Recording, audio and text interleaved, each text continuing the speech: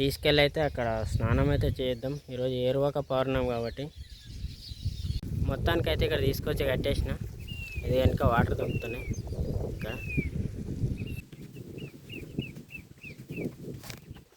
ఇప్పుడు వెళ్ళేసి రుద్దుడా. ఇప్పుడు వెళ్ళేసి రుద్దుడా. ఐ థింక్ వాటో వాట్.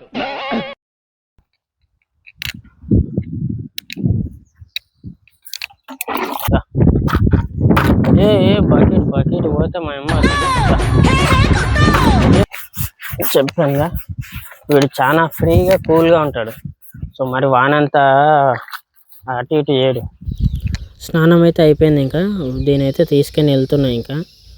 సో దానిలాకైతే ఇదేం ఎక్కువగా ఉరుకులాడలేదు. సో మంచిగా స్నానం చేయించుకునింది.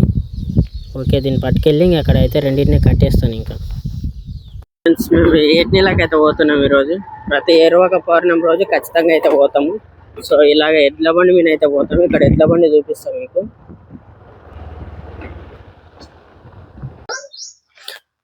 ఏటిలాగా పోదామని మేము వస్తే మధ్యలో బండి ఆపి, ఇదిగో ఇక్కడ వెనక కనిపిస్తున్నాయి ఈ టెంకాయ మట్టలు అయితే తీసుకురమ్మన్నారు బండికి కట్టడానికి, ఎడ్ల బండికి.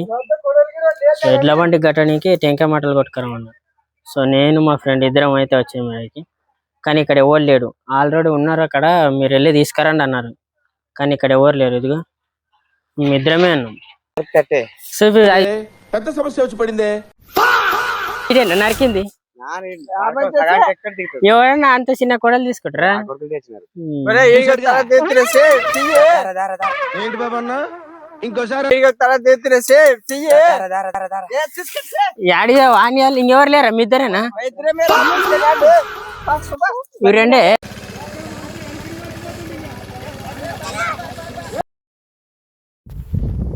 ఎద్దుల బండిని కూడా అయితే కడిగేస్తున్నాం మొత్తం నీట్గా.